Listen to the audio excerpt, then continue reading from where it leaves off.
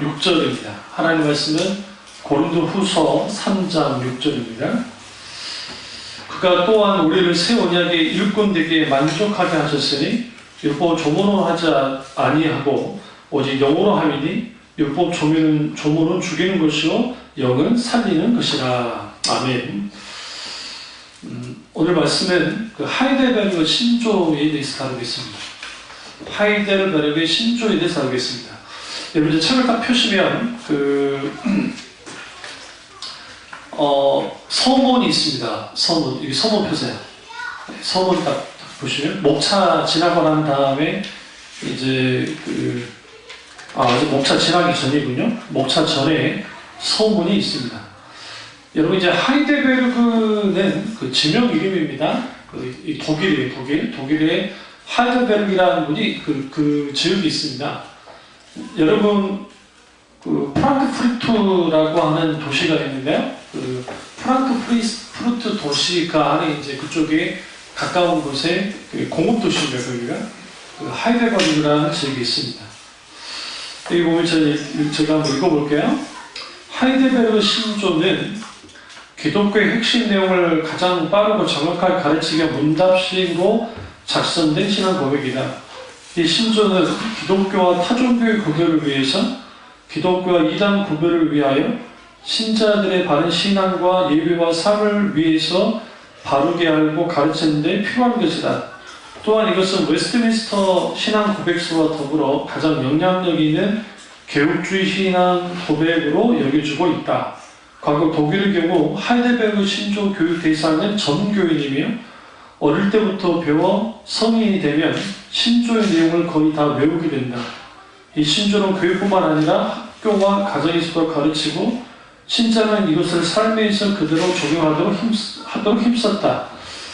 하이델베르그 신조가 만들어진 계기는 16세기 독일의 팔치에서 종교개혁이 진행되면서 당시 이 지역을 다스렸던 선조 프리드리히 3세, 여러분 세계사 공부하면서 프리드리히 들어본 적 있죠? 네, 그 3세입니다. 3세는 성경에 기반한 신조 작성을 위해 위원회를 조직하였다. 그 가운데서 우르시누스와 올레비안 두 사람이 주된 역할을 맡았다. 여기서 작성된 신조는 1563년 팔치의 수도였던 하이델베르그에서 열린 총회에서 채택되었다. 그리하여 하이델베르그 신조로 불리게 되었다. 도르트 총회에서 하이델베르그 신조는 네덜란드 신앙 고백, 도르트 신조와 더불어 3대 신조로 받아들였다. 이게 뭐냐면요, 이게 개혁주의 신앙 고백이에요. 그러니까 우리 교단이 총신대인데, 그러니까 합동 측인데, 합동 측은 개혁주의 신앙을 갖고 있습니다. 그러니까 좀 알려드릴게요. 우리나라에 이제 여러 교단이 있는데, 장로교 내에 100개가 넘습니다. 그러니까 아마 어떤 분은 200개 넘을 거라 말도 하는데요. 자기들끼리 열대교에 모아놓고 그냥 교단이라 하는 데가 있고, 100교회도 안 되는데 교단이라고 막 칭하는 데가 있어요. 근데 그들이 말은 이제 개혁주의라고 표현하지만 사실 그렇지는 않고요. 대부분 그 사람들은 세대주의자들입니다. 그냥 모양만 그러니까 개혁주의라고 하는 것이고, 그래서 지금 합동측, 그 다음에 예전에 고신대학교 들어보셨나요? 서울에 있는 부산에 있는 고신대학인 데가 있어요. 그래서 거기를 고신측이라 그래요. 근데 이제 교단이 분열하면서 고려측하고 분열을 했거든요. 근데 이번에 얼마 전에 고려측하고 고신이 연합했습니다. 그러니까 통합을 했습니다. 그래서 다행히 참 귀하죠. 또 원래 고신측은 우리 합동과 하나예요. 근데 이제 우리는 여기서 이제 정치 싸움에서 이게 그냥 결별을 한 겁니다. 그래서 결별을 했고, 통합 측은 이제 장로의 신학대학 들어보셨죠? 장신대. 여러분 아는 명성교회, 또 옴누리교회 이런 데가 다 통합측 교회예요. 통합측. 교단으로는요. 여기는 이제 개혁교회라고 좀 하기 좀 그런 게, 여기는 칼 바르트의 신정통주의가 들어와 있기 때문에 엄밀히 따져서 장신대 계열이 있는 통합측 교회들은 개혁교회가 아닙니다. 사실 자기들은 개혁교회라고 말을 하지만 실제는 아니고요. 그 다음에 이제 방배동 총신 들어보셨죠? 여기 방배동의 총신대학교. 지금 이제 백석대학교라고 그러는데, 그 백석대학교는 이제 군소교단이 모여져서 이제 교단이 된 겁니다. 지금은 이제 장로교 중에, 장로교단 중에는 세 번째로 커요. 그러나 이제 올 합동이 가장 크고, 그 다음에 통합이 크고, 그 다음에 이제 백석. 그 백석이 대신측 그 교단과 하나가 돼서 교세를 많이 이제 키웠습니다. 이제 거기는 좀 보수적이라 그래도 좀 개혁교회 신학, 개혁 신학을 이제 따라가려고 하고 있죠. 그리고 나머지는 이제 그 고신 측도 그렇고 뭐 다 개혁주의 영향을 받았으니까요. 그러나 이제 고신 측의 그 약점은 요즘 덜합니다만은 성령의 역사에 대해서 부정적이에요. 그 분위기 자체가 좀 그런 게 있어요. 지금 좀 많이 없어졌습니다만은 교육 그 합동 측은 많이 열었어요. 그 부분에. 그리고 이제 그 개신 그 개혁 측이라는 데가 있어요. 이게 사보로를 돼가지고 했는데 여기도 좀 이제 개혁 신학을 말하긴 하지만 이제 좀 세대주의적 영향을 많이 받았습니다. 솔직히. 그래서 그런 부분이 있다는 걸 좀 알 수 있고요. 장로교는 아주 많아요. 그래서 그 좀 들여다볼 필요가 좀 있습니다. 여기서 이제 그 도르트 총회 그리고 네덜란드 신앙 고백 이런 것들은 다 개혁교회 신앙 고백입니다. 그럼 왜 이게 생겼냐면 카톨릭은 따로 신앙 고백서가 따로 있어요. 근데 이제 그 카톨릭 고백은 안 되겠다는 거죠. 그래서 영국의 그 웨스트민스터 신앙 고백 우리 소유로 본다, 대유로 본다 그런 게 있어요. 근데 웨스트민스터 신앙 고백이 있는데 이거로만 안 되겠다 생각한 거예요. 그래서 이제 계속 신앙 고백들이 이제 나온 겁니다. 그 대표적인 게 하이델베르그 신조입니다. 하이델베르그 신조. 그리고 이제 그 위에서 이제 보시면 서본의 오른쪽에 개혁교회에서는 전통적으로 오전 5예배 중 5예는 하이델베르그 신조에 기반한 설교를 준비해 왔는데 이는 하나님의 말씀이 성경을 가르치는 일이 목사 개인의 한계 또는 성향에 제한받지 않도록 하기 위함이다. 주목할 부분은 하이델베르그 신조의 제80문답에서 로마 카톨릭과는 분명한 선을 긋는데 미사를 저주받은 우상 숭배라고 분명히 선언하였다. 이로 말미암아 하이델베르그 신조로 고백하는 자는 세계교회협의회를 중심으로 한 에큐메니카 운동에 참여할 수 없다. 이거는 조금 좀 알려드릴게요. 에큐메니카라는 게 이제 여기 보시면 그 교회 일치 운동이에요. 연합 운동이에요.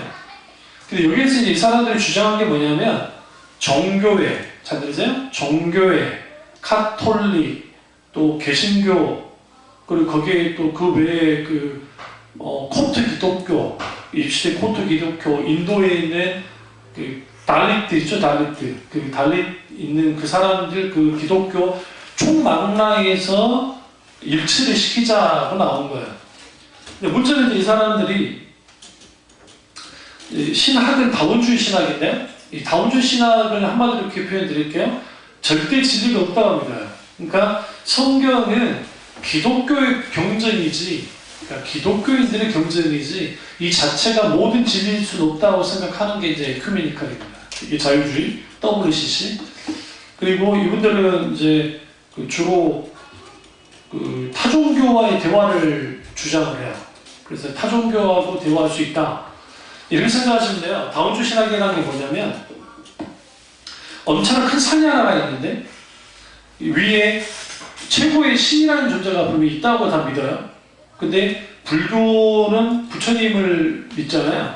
부처가 되겠다고 올라오고 힌두교는 자기들의 다양한 신내에 있다고 해서 올라가고 뭐 샤머니즘, 유대교, 기독교, 이슬람교, 뭐 기타 등등 종교들은 다 결국은 산을 올라가는 방법이 다를 뿐이지 궁극적으로는 지구의 신이라고 하는 최고의 신에게 다다르는 건 똑같다. 가는 길만 다른 것 뿐이다. 방법은 다른 것 뿐이다. 그러니까 종교 간에 뭐 할 필요 없다? 전쟁할 필요 없고 싸울 필요 없고 하나가 될 수 있다고 생각하는 게 에큐메니칼 운동이에요. 사실 이 에큐메니칼 운동을 제일 먼저 한 분은 그 누가 하셨냐면 그 존 웨슬리 목사님이에요. 그러니까 존 웨슬리 목사님이 이런 의도로 하신 게 아니고 이제 감리교가 있고 성공회가 있고 교육장로교가 있고 그게 친일파가 있고 지금 친일교의 원류가 되는 제친일교가 있어요. 제친일교가 있고 그러니까 카톨릭은 어쨌든 하나잖아요. 어쨌든 뭐 종교회가 나눠주긴 했지만 근데 개혁교회가 개신교회가 이렇게 흩어지는 게 좀 그러니까 교회가 하나 되자는 운동을 한 거예요. 그래서 그 유명한 말 세계는 나의 교구다라고 선언한 게 이제 웨슬리 목사님이에요. 그래서 그 선교를 하면서 우리는 일체되고 하나 돼서 하나님 나라의 복음을 전하자는 의미였는데 이게 후에 와서 변질이 된 겁니다. 완전히 변질이 돼서 이제는 타종교와 이야기할 수 있다고 타종교를 다 그러니까 받아들일 수 있는 것까지 갔고 또 제가 말씀드렸잖아요. 이제 그 여자 교수인데요. 신학대학 여자 교수인데 WCC 이 세계교회협의회 회장이 그 당시 그 명성교회 김상환 목사님이셨는데 그 당시 그 김상환 목사님이 회장이었는데 그때 이제 그 부산의 백스콘가요? 그 아주 예쁘게 만들어 놓은 그 회의 장소가 있어요. 그 국제회의도 많이 하는데 거기로 WCC 사람들이 다 모였어요. 그때 여자 그 신학대학 교수 하나가 그 무당 옷을 입고 그 숙무 있죠, 숙무 옷 같은 게 하얀 옷을 입고 거기서 살풀이 춤을 췄어요. 누가 췄다고요? 여자 교수가 신학대학 교수가 이게 WCC의 정체입니다. 그러니까 그 교단들로 보면 그 그러니까 감리교, 그 다음에 기독교 성경회, 서울신대, 그리고 또 장신대, 한신대 뭐 그런 데는 다 WCC에 대해서 긍정적입니다. 물론 이제 보는 관점이 좀 다르긴 한데 그나마 이제 그 기독교 성교회 그쪽은 좀 이제 조금 중도적 입장이에요. 그래도 할 수 있지만 그래도 그렇다는 정도고 나머지는 대부분 적극적으로 참여합니다. 그러니까 그렇기 때문에 그들에 있어서 그러면 이들 왜 문제가 되냐면 예수의 피나 돼지의 피나 다를 바 없다고 주장했던 그 변산환 교수, 그 감신대 변산환 교수 뭐 이미 돌아가셨는데 학장인데요. 그분이 크게 주장했어요. 예수의 피나 돼지의 피나 뭐가 다르냐는 거예요. 그러니까 예수 피로 구원받는다는 웃기는 소리라는 거죠. 그게 이제 자유주의 신학이 주장하는 걸 그대로 WCC에서 받아들여요. 당연히 하이델베르그 신조를 우리가 신앙 고백을 하는 우리 교육교육 참주교회도 마찬가지고 이런 사람들이 WCC를 받아들일 수가 없어요. WCC를. 이게 좀 복잡하니까 다음에 제가 WCC 정체에 대해서 말씀드리도록 하고요. 밑에서 세 번째 줄 보시면 오늘날 교회가 세속화된 이유 중에 하나는 신조에 대한 무시 내지 무관심 때문이다. 그러므로 하대로 그 신조를 알고 배우는 것은 바른 신앙 고백의 반석에 세워진 성경적인 건강한 교회를 회복하는 계기가 될 것이다. 되어 있어요. 그러면 이제 우리 11페이지로 가보시면 11페이지를 가보시면 우리가 이제 여기서 좀 마셔들 게 우리가 교리라든지 신조가 왜 중요하냐면 신앙이 뼈의 역할을 합니다. 뼈. 여러분 뼈 없는 인간은 존재할 수 있어요? 없어요? 없죠. 그러니까 우리가 연세 드셔서 가장 무서운 게 뭐예요? 여기 엉치뼈라든지 이런 데가 땀이 다 무너지기 때문에 큰일 나요. 우리 어머니도 재작년에 좀 눈 많이 왔을 때 광주가 유난 눈이 많이 와요. 가시다가 한번 넘어지셔가지고 큰일 날 뻔하셨거든요. 그 잘못하면 쫙 붙지도 않고 큰일 날 수 있거든요. 그러니까 신앙에 이렇게 딱 견고하게 세워주는 게 교리예요. 교리. 신조고. 근데 사람들이 교리나 신조에 대해서 너무 무지해요. 그래서 이 부분을 좀 다룰 필요가 있고요. 이 책을 이제 요약한 유병우 목사님이라는 분, 이분이 이제 요약을 하셨는데요. 이거는 52주에, 그러니까 하루하루 묵상할 수 있도록 만들어 놓은 것 같아요. 심지어는 양은 이보다 훨씬 큽니다. 하이데거의 그 신앙 고백서가요.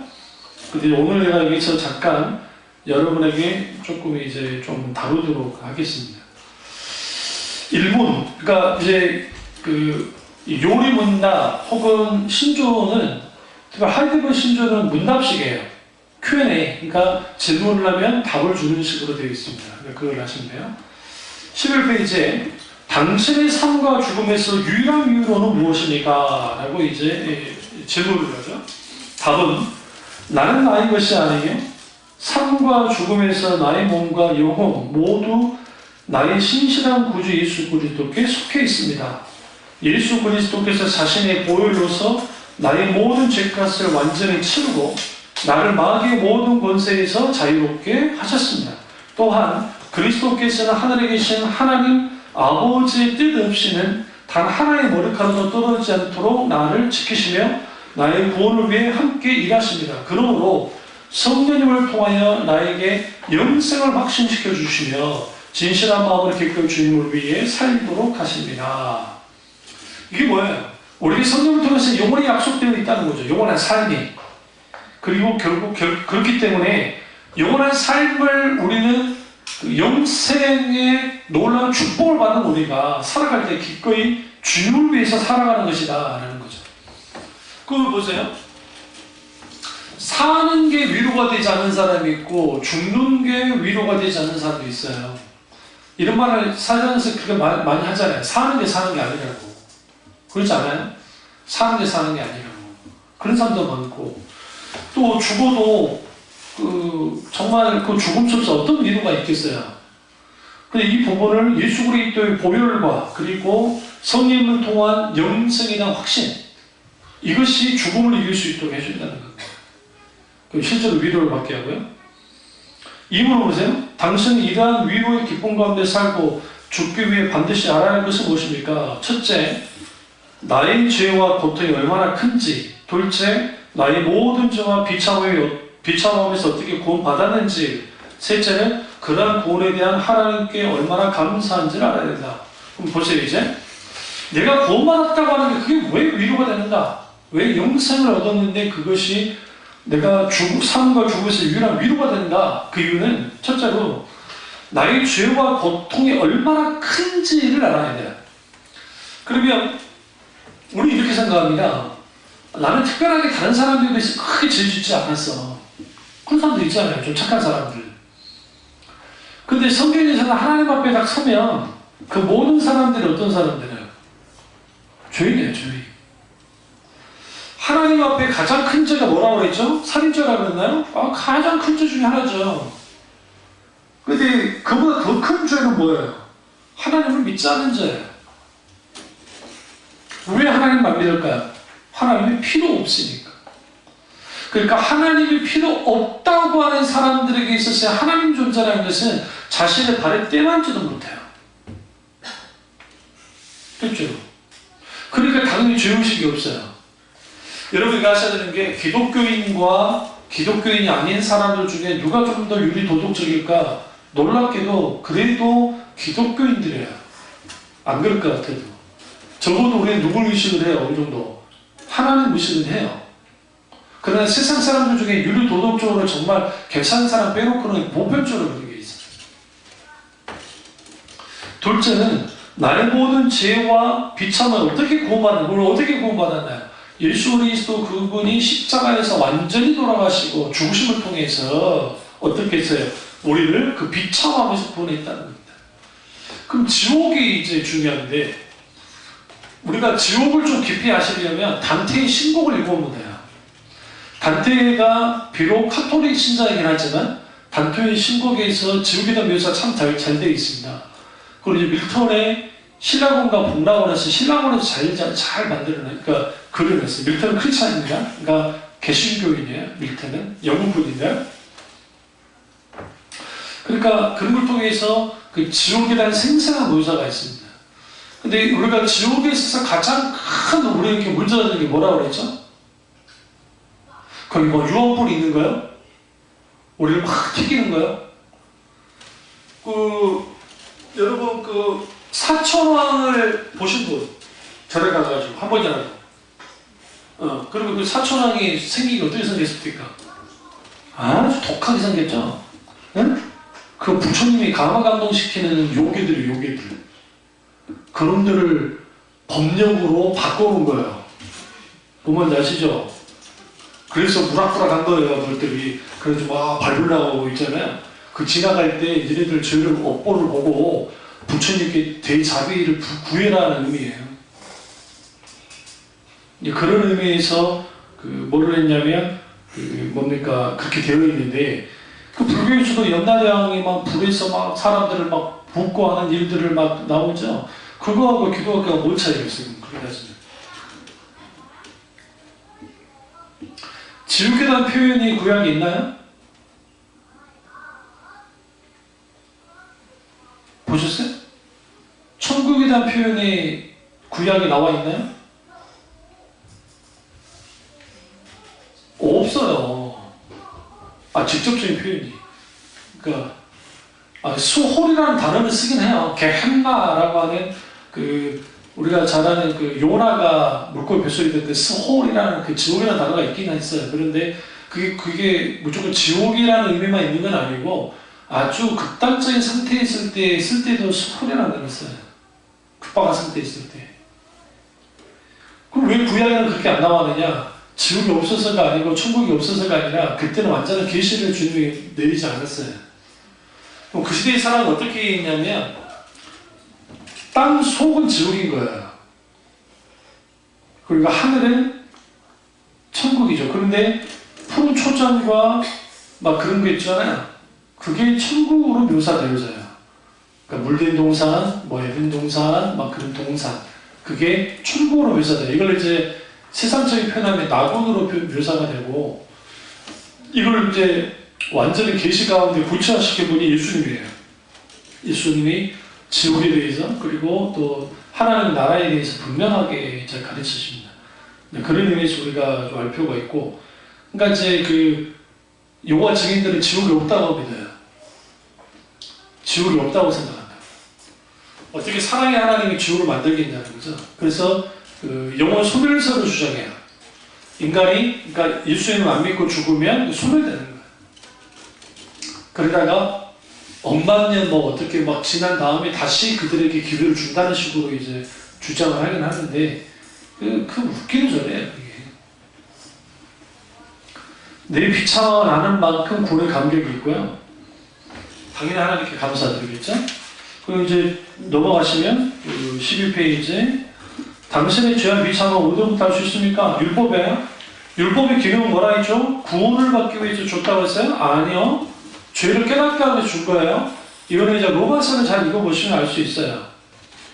율법이 요구하는 건 뭘까요? 이제 예수님이 말씀했던 이거, 마태복음 22장 3절 40절의 말씀을 요구하죠. 그러니까 하나님을 사랑하고 마음과 목숨과 뜻을 다해 하나님을 사랑하고 그 다음에 내 이웃을 내 몸같이 사랑하는 것, 그것이 율법이 요구하는 겁니다. 그런데 이제 이걸 온전히 지킬 수 있느냐? 완전히 지킬 수 없어요. 왜냐하면 우리의 본성이 하나님의 율법을 지킬 수 있는 능력이 없어요. 그럼 여기서 문제가 돼요. 그럼 왜 하나님이 율법을 줬냐는 거예요. 여기서 이제 유대인들이 착각을 했던 게, 오해를 했던 게, 하나님이 율법을 준 것은 율법을 통해서 구원하게 줬다고 생각한 거예요. 근데 그 율법이 그러니까 율법의 기능은 로마서에 말한 것처럼 사도 바울이 율법은 죄라는 걸 보여주는 거예요. 죄라는 것을. 여러분 이런 거 보시지 않았어요? 우리가 낙서 금지, 소노목국 낙서 금지 낙서 있죠? 보셨어요? 쓰레기 버리지 마시오. 버립니다. 근데 거기다 화분 하나 갖다 놓으면 안 버립니다. 예쁜 화분 계속 치워주면. 우리 교회도 마찬가지예요. 밑에다가 쓰레기 하잖아요. 그러면 여기서 우리 교회는 안 그러는데 이제 다른 분들이 잘못 갖다 놓으면 지나가면서 거기다가 무단투기를 다 해요. 사람들이. 심지어 우리 교회 간판대 있죠. 그 안에다가 세상에 담배꽁초 내가 다 치우니까 그렇지. 다른 교회에서 받아들인 전도지 거기다 집어넣고 그 다음에 이단들이 와서 별짓 다 해놓고 쓰레기 버리는 사람, 심지어는 먹다만 야쿠르트 막 그런 거 거기다 집어넣기도 하고 막 그래요. 방법은 뭐밖에 없어요? 깨끗이 치워놔야 돼요. 그러면 이제 더 나겠죠. 마찬가지로 율법은 뭐가 죄인지를 분명하게 알려주는 거예요. 보고. 그러나 그 율법 자체가 우리에게 구원을 주지는 못해요. 죄를 깨닫게 할 뿐이지. 그걸 분명히 할 필요가 있고. 13페이지 타락한 본성. 하나님께서 사람을 그렇게 악하고 그릇되게 만드셨습니까? 그렇지 않습니다. 하나님이 악하게 만든 게 아니에요. 선하게 창조된 인간이 하나님처럼 데려오고 그들이 욕심에 끌려 타락했기 때문에 악해진 겁니다. 그럼 여기 타락한 본성은 어디부터 온 거냐? 아담과 하와의 그 선악과를 따먹은 원죄로부터 주어진 거고요. 그러면 우리가 완전히 이제 부패했어요. 그러니까 우리는 의로운 게 하나도 없는 거죠. 그러니까 우리는 어떤 상태에 있느냐? 설명할 수 있는 상태는 아닌데, 이제 구원받게 되었으면 우리 몸이 이제 완전히 좀 달라집니다. 그분을 말하고 있고요. 좀 넘어가시면, 하나님의 공의. 하나님께서 인간에게 지킬 수 없는 것을 율법을 통해 요구하심으로 하나님은 공정하지 않은 것입니까? 그렇지 않습니다. 그러니까 이렇게 공경한 사람이 있어요. 인간이 지키지도 못할 것을 하나님께서 뭐 하려고 그러면 그 율법을 주셨냐라는 거죠. 근데 인간은요, 하나님이 율법을 주신 이유는 딱 한 가지예요. 율법 앞에서 내가 죄인이라는 것을 인식하는 거예요. 첫 번째. 내가 정말 죄인이었구나 인식하는 것이고, 내 처지를 자각하는 것이고, 결정적인 것은 이거예요. 하나님이 함께하지 않으시면, 하나님이 나를 돕지 않으시면 내가 살 수 없다는 것을 알게 하기 위해서예요. 다시 말하면 율법을 주신 이유는 하나님만을 의지하게 하기 위해서 주신 거예요. 율법을 잘 지켜서 자기 공덕을 쌓아서 그렇게 구원받아 준 게 아니라고요. 분명하게. 그럼 이런 경우죠. 잘못될 걸 알면서도 왜 하나님이 개입하지 않았다는 거죠. 잘못될 걸 알면서도. 제가 옛날 그 버전 MC몽라고 하는 1박 2일을 봤어요. 1박 2일. 그 옛날 버전 1박 2일 화면으로 좋지도 않는 그 1박 2일이 더 재밌더라고. 근데 동생들이 그 월악산인가 뭐 월수산인가 그 영암에 있는 산에 이제 복불복에 걸려가지고 그 은조 말고 저기 승기 그 다음에 MC몽 그리고 하나 더 있는데 까먹었다. 어쨌든 그애들이 산을 올라간 거예요. 이수군까지 올라갔는데 올라가면 용돈 준다고. 그래가지고 나영석이가 5만원씩 줬어. 5만원씩. 근데 이놈들이 통화하면서 이제 저기 강호동이랑 통화하면서 2만원밖에 안 들어있었다고 이제 뻥을 친 거예요. 뭔지 아시죠? 옛날에 그렇게 사기 치잖아요. 그래 놓고 이제 뭐 저기 누구야 강호동이 그 다음에 김씨 그리고 은지원이가 자기들 자기들 이제 거기를 뭐라고 그래 까먹어버렸다. 자기들 있는 곳이 있어요. 어쨌든요. 거기에 있다가 아무것도 이것들이 튈 것 같은 거야. 셀 것 같은 거야. 그리고 톱밥 잡아보니까 절대로 2만원씩 하고 6만원 아닐 거다. 자기들이 추리하다가 안 되겠다 싶어서 이제 월화산 월출산 내려오는데 잠입을 해가지고 숨어 있다가 이놈들이 차를 이동하는 걸 따라간 거예요. 쭉 영암을. 어디까지 간다? 이것들이 목포까지 가가지고 세발낙지를 이제 먹는 거예요. 사기 치면서 저희들끼리. 우리끼리 뭐. 근데 이제 이것들이 일을 저지를 걸 다 알면서 다 보고 있으면서 후에 이제 들어가가지고 세발낙지까지는 하나 먹게 만들어 놓고 음식 다 나왔을 때 덮치거든요. 그것이 이제 에피소드 나오는데 그때 MC몽에 있던 말이 MC몽인가 저기 누구예요? 이수근이가 그랬던가? 알면서 왜 그걸 안 막아내는 거예요? 그게 더 나쁘다는 거지. 아니 동생들이 잘못된 길로 갈라 할 때 이미 쫓아왔으면 그걸 막을 거지. 왜 먹을 때까지 놔둬서 우리를 쥐잡다 하냐. 그럼 강호동이 어떻게 했을까요? 어떻게? 이종훈이 자주 때리잖아요. 아주 장난이지만 죽여버렸어요. 뭐. 잘못했다. 근데 여기서 이제 인간이 그 핑계가 나오는 거예요. 하나님께. 그러니까 이게 아담과 하와하고 별거 다를 게 없어요. 하나님께서 다 보고 계세요. 사과 따먹은 거 다 봤잖아요. 그러니까 하는 말이 왜 안 나간다는 거지? 아셨으면 막으셔야지. 근데 하나님은 우리에게 자유주의를 주셨을 때 책임도 따르게 주셨어요. 책임이 따라요. 책임이 따라요. 그러니까 자유의지 속에는 책임이 있어요. 책임. 하나님은 그 책임을 물으세요. 그러니까 그런 의미에서 하나님이 율법을 주신 이유는 율법 앞에서 나를 보면 내가 너무나도 형편이 없거든요. 내가 내 능력으로, 내 힘으로 율법을 다 지킬 수 있는 힘도 없어요. 능력도 없어요. 그렇다고 아예 지키지 않아도 된다는 게 아니라 그렇기 때문에 하나님의 은혜를 구하고 그렇기 때문에 하나님만을 의지하는 거예요. 하나님은 하나님만을 의지하고 하나님의 은혜만을 뭐하도록 믿고 따르게 하도록 율법을 주신 거예요. 그래서 구약의 사람들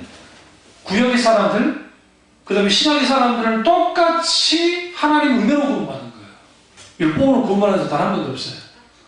심지어는 율법이 있기 전에 아브라함과 노아, 아담에 이르기까지 그들보다 하나님의 은혜로 구원받은 거예요.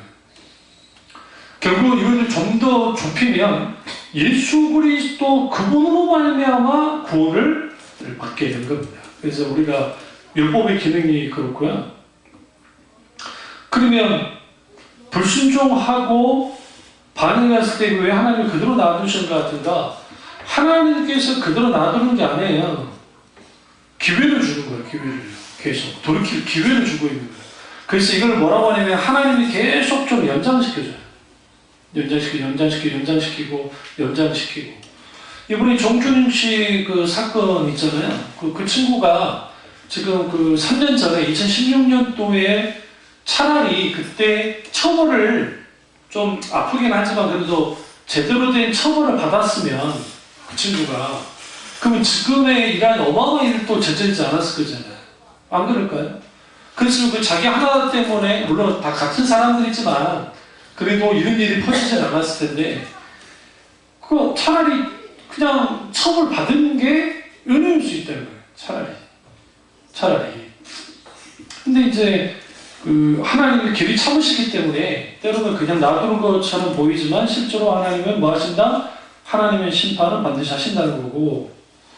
그러면 15페이지 그러나 하나님은 자비로운 분이 아니십니까? 자비로우시죠. 그래서 영원토록 주님이 우리를 자비를 베푸셨는데 여기서 오해를 좀 걷어내죠. 뭐를 걷어내야 되냐면 하나님의 심판은 어떻게 이해하시냐면 또 다른 하나님의 긍휼의 행동이에요. 그럼 왜 하나님이 심판하느냐? 하나님이 심판하는 이유는 딱 한 가지예요. 하나님께서 심판하지 않으면 뭐가 되기 때문에? 스스로 멸망하기 때문에요. 여러분의 자녀들은 왜 훈육합니까? 때로는 매를 때릴 때가 있잖아요. 그럼 왜 때립니까? 사람 만들려고. 그걸 좀 바꾸게 해주려고. 만약에 그대로 내버려 두면 어떤 애가 되기 때문에? 버르장머없는 애가 되고 하기 때문에. 우리 아버지가 다른 거는 몰라도 어렸을 때 어떤 교육을 자식했냐면 인사하는 거예요. 그러니까 손윗 사람들에게 인사하는 것을 그래서 늘 우리는 아버지 들어오시면 90도 인사했어야 됐어요. 공손히 모아가지고 다녀오셨습니까? 저는 우리 애들한테 요구하는 게 있습니다. 너희들 아빠가 들어왔다 했는데 방에 처박혀 있어가지고 아버지 뭐 원자로지 많지 않다? 전 그 꼴 못 봐요. 그래서 그게 잘 안 되니까 계속 지적이 있어요. 이제 어릴 때. 교육시켰단 말이에요. 그래서 지금은 들어오면 자기들 자고 있을 때 어쨌든 없지만 그 다음에 자기들 깨서 내가 들어와 있으면 그때는 또 오셨어요? 그런단 말이에요. 그게 정상인 거예요. 그게 얘들 자유롭게 키운다고 걔가 들어왔는지 나갔는지 모르는 식으로 하면 안 된다고요. 그리고 저 애들도 마찬가지고 어른들 봤을 때 인사하는 것을 정말 잘 가르쳐야 돼요. 들어왔을 때도, 처음 봤을 때도 인사하고, 헤어질 때도 인사하고. 왜 그러냐면, first impression, 첫인상. 첫인상은 어디서 결정이 되냐면 인사예요. 우리 경윤이가 좀 학교에서 인정받는 이유 중에 하나가 그걸 잘해요. 일단, 예의 갖추고, 발음을 잘하지만, 실제로. 그리고 윗사람들이 예뻐요. 우리 딸은 안 그러지만, 응? 우리 딸은 별로 안 좋아해. 이 꼰대들 막 그러지만, 속으로 우리 보다, 보셨어요? 한단 말은.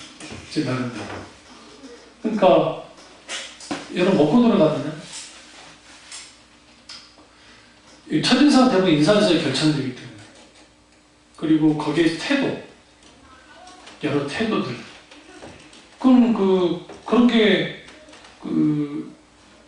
애들, 양육하고 할 때에 한결같은 태도를 보이셔야 돼요.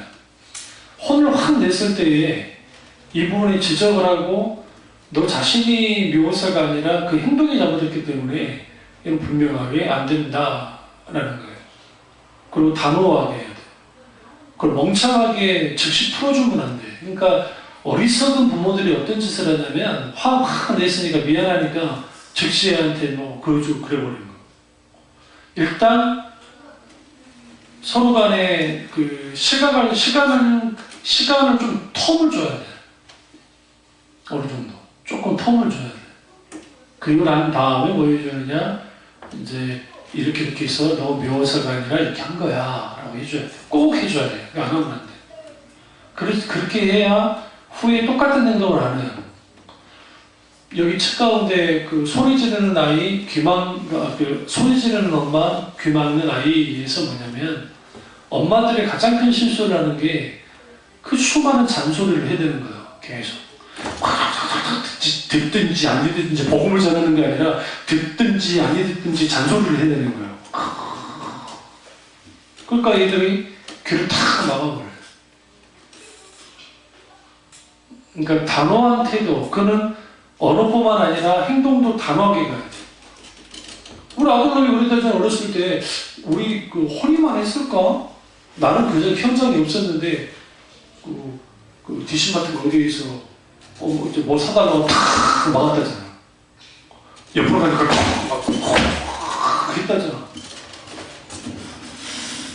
내가 그 말을 듣고 아주 반을 죽여놨어요. 만약에 다시 한번 그런 일이 벌어지면 너는 내가 가만히 두지 않겠다. 나 현장에 없었지만 그 다음부터 우리 아들이 안 했어요. 이제 안 했다고. 이 짓 하는 놈은 무슨 짓까지 해요? 다음에 누워버려. 당연히 우리 아들은 눕는 것까지는 가지는 않지만 누워버려. 이게 골참하잖아요.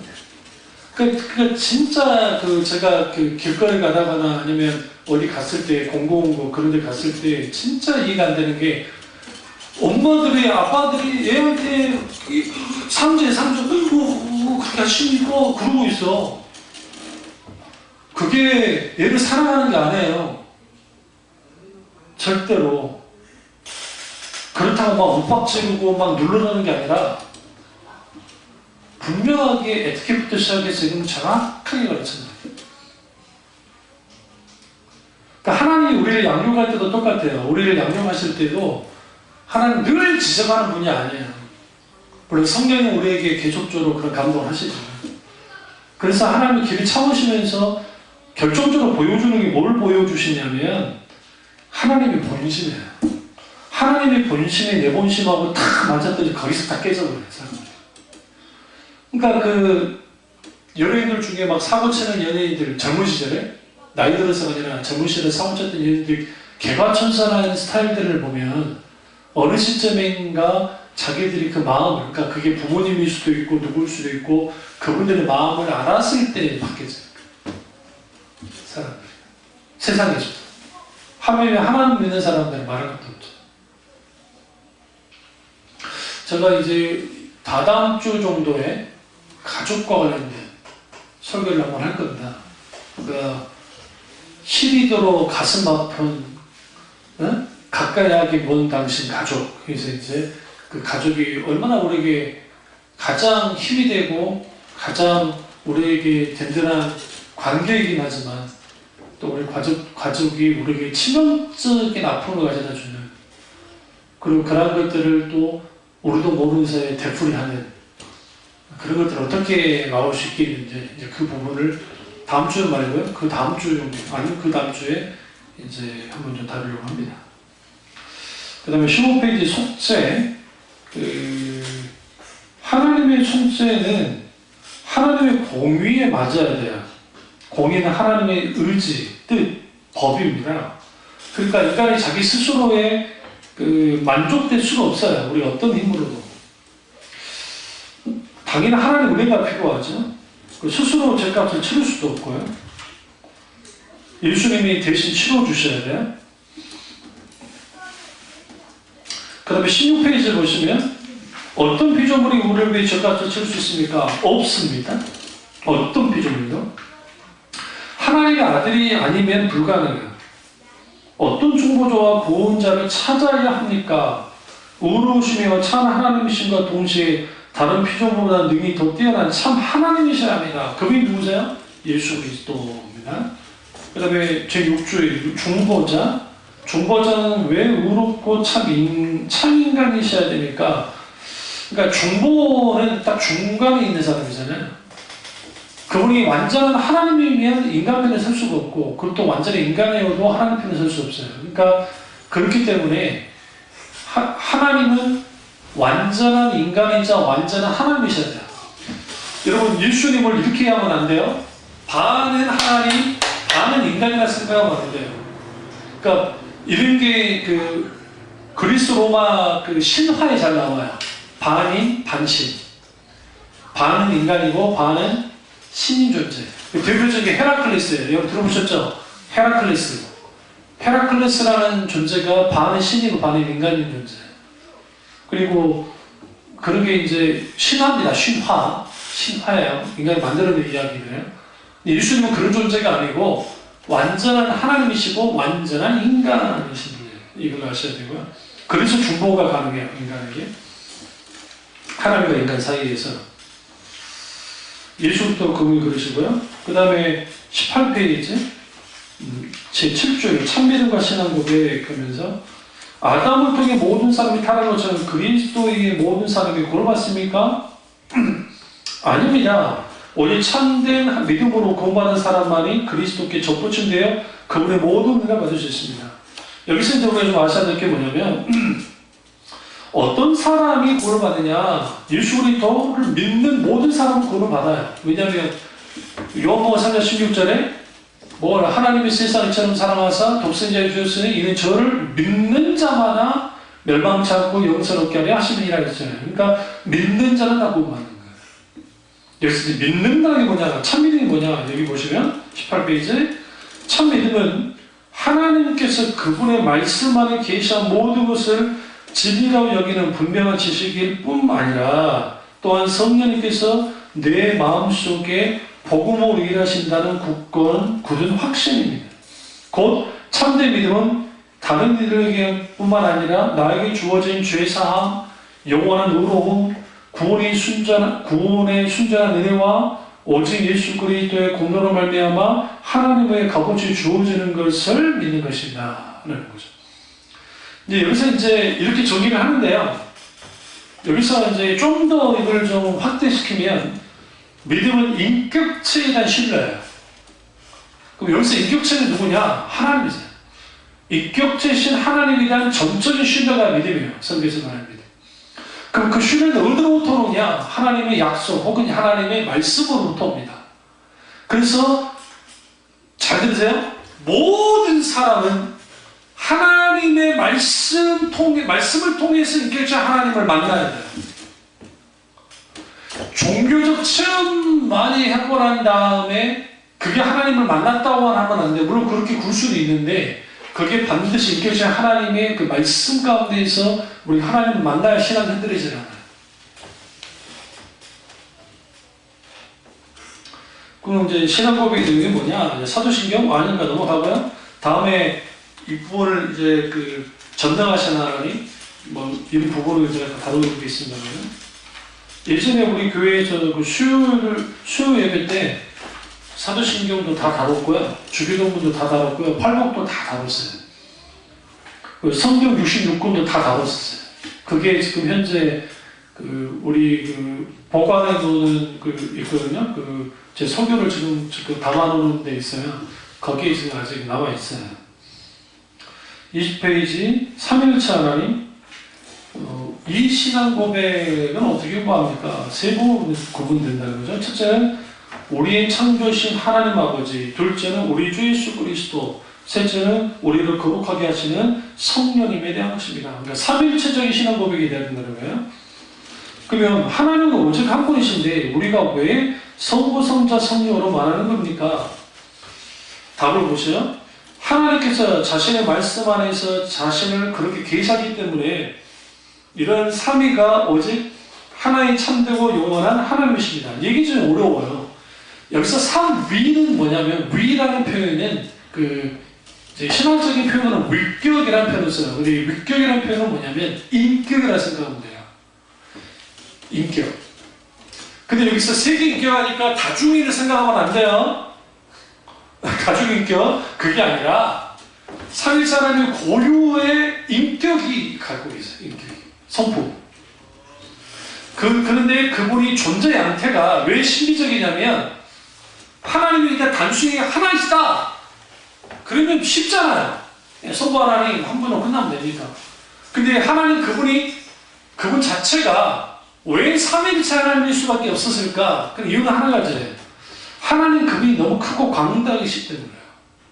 그래서 그 존재하실 때에 삼위일체로서 주님의 한 분이시긴 하지만 삼위일체 세 위격, 이 위격은 완전한 인격이에요. 성부 하나는 완전한 인격, 성자 하나는 완전한 인격, 성령 하나는 완전한 인격으로 가지고 있어요. 근데 신학자들도 삼위일체를 제대로 설명을 쉽게 못해요. 오류가 조금씩 붙어요. 왜 그러냐면 이거는 우리 언어로 할 수가 없어요, 솔직히. 그러나 이제 상당 부분 이걸 좀 더 해석할 수 있는 것은 이제 신학적으로 경륜론적인 삼위일체론, 목조론적인 삼위일체론 하면서 이제 그렇게 접근을 할 수 있어요, 신학적으로. 이걸 제가 여러분에게 쭉 말해주면 제가 예언을 할게요. 예언표도 없어요. 딱 정확하게 5분 만에 다 입신 버려버릴 수 있어요. 여러분 천국 구경하고 올 수 있어요. 이거 신학생들도 다 구경해요. 그거 합니다. 그 다음에 이제 성부 하나님 이런 거 쭉 가시면 되고요. 하나님의 섭리를 좀 이해하셔야 돼요. 22장 보시면 하나님 섭리는 그분의 전능하심과 현존하는 능력입니다. 그분의 손으로 하나님은 하늘과 땅과 및 모든 피조물을 부르시며 꽃잎과 풀과 빛, 가뭄, 흉년, 풍년, 양식과 물, 건강과 질병, 부와 가난 다스리십니다. 그러면 모든 것은 우연으로 오는 것이 아니라 하나님의 손길이라는 겁니다. 여기 보면 하나님의 섭리는 미치지 않는 것이 없다는 것을 이리 먼저 전제하셔야 돼요. 자연 법칙을 통해서도 하나님의 섭리가 작용되고요. 기적을 통해서도 하나님의 섭리가 작용되고요. 각 인생을 향해서도 하나님의 섭리가 있어요. 하나님의 손길이. 거룩한 하나님의, 전능하신 하나님의 능력의 손길이 함께하는 게 섭리입니다. 여기서 이제 좀 조심해야 될 게 운명론에 빠지면 안 돼요. 그 대신 신이 알아서 한다라고 생각하니까 그냥 또 운명론에 빠져요. 아니 그러면 내가 열심히 살펴도 없겠네. 어차피 하나님이 해주는 거잖아. 그렇지 않아요. 하나님의 섭리는 단순히 기계적이지 않고 관계적입니다. 사고적이에요. 그래서 그 하나님의 섭리가 하나님의 은혜를 통해서 하나님 우리에게 섭리하실 때에 우리에게 최선과 최상으로 섭리하세요. 그것을 우리가 얼마만큼이나 잘 깨닫고 알고 그 섭리 가운데 살아가냐에 따라서 우리 삶이 달라져요. 은혜 누리는 게 다르고 우리 신앙이 달라지죠. 그래서 그 보이지 않는 하나님의 섭리의 역사가 어떤 게 있는지 우리 늘 하나님 앞에 깨어서 기도하면서 그렇게 가실 필요가 있고요. 또 여기서 하나님을 아는 지식, 그 아는 지식은 결국은 하나님 그분, 그리고 그분의 그 창조하신 것, 이것을 아는 지식이 왜 필요하느냐? 그걸 알아야, 이제 보세요. 하나님의 섭리를 알아야. 그러면 비로소 우리가 해석하지 못하고 이해하지 못했던 건 이해가 되는 거예요. 그 대표적인 게 성경에서 좀 보실 필요가 있는 게, 그 아브라함이 그 이제 갈대아우를 떠나서 가나안 땅에 들어왔잖아요. 얼마나 대단한 사람입니까? 키로수로 따지면요, 저보다 1,800km 이상을 걸어왔어요. 물론 이제 뭐 낙타를 탔든 뭐일지 모르지만 좀 더 확장하면 2,200km 정도. 그 요즘 그 나영실 씨가 지금 스페인 하숙이라는 거 하잖아요. 거기에 프랑스에서 스페인 그 마지막 그 뭐 소위 성모 바렌즈라고 하는 그 성당까지 약 700km거든요. 근데 그 친구들 자기들 그 짐 짊어지고 이제 가잖아요. 가는데 이제 한 달 걸린답니다. 한 달. 그러니까 하루 한 28km 정도 걸어요. 28km 정도면요, 다리로 한 35,000보에서 40,000보 정도 걸어야 돼요. 근데 이제 평지는 그나마 걸을 수 있는데, 이제 문제는 산지예요, 산지. 쭉 해발, 거기서 말할 때 해발 2,000 몇 미터를 걷는 것 같은데, 보니까. 지금 스페인 하숙 있잖아요. 지금 현재 나일숙 씨가 하는 그 예능 프로그램에서 거기서부터 좀 산 22km 가야 돼요. 산길을. 거기가 죽음의 고소래요. 그리고 이제 프랑스에서 시작할 때는, 겨울에 시작할 때는 눈이 많아가지고 목숨을 걸고 다녀야 된다. 거기는. 눈을. 그래서 어떤 젊은 청년 하나는 아주 너무 위험하다 해서 하진 않고 스페인에도 시작한 애들이 있는데요. 기본이 3주에서 4주, 빠르면 한 달. 그러니까 한 달 정도 쭉 걷는 거죠. 그 걷는 것도 힘들어요. 힘들어요. 사실 그 군대에서 행군할 때 행군하는 것 자체는 힘들지 않아요, 솔직히. 젊기 때문에. 뭐가 힘드냐면 다리에 물집이 잡힐 때. 여러분, 이 물집 잡히는 이 고통은 상상을 초월합니다. 다리 틱틱 붙잖아요. 계속 걸으니까. 그 워카, 군인들은 운동화가 아니고 워커잖아요. 워카 자체가 딱딱해요. 이게 전체가. 그리고 여기까지 쬐잖아요. 그러면 이게 더 심해지면, 처음에는 지가 나다가 온몸이 죽을 것처럼 힘들어요. 그래도 너무 힘들고 너무 막 상처가 크면 그러면 이제 운동화로 바꿔주는 경우도 있어요. 요즘 있다 하더라고요. 우리 때는 그런 거 없어요. 우리 무조건 밀어붙이니까.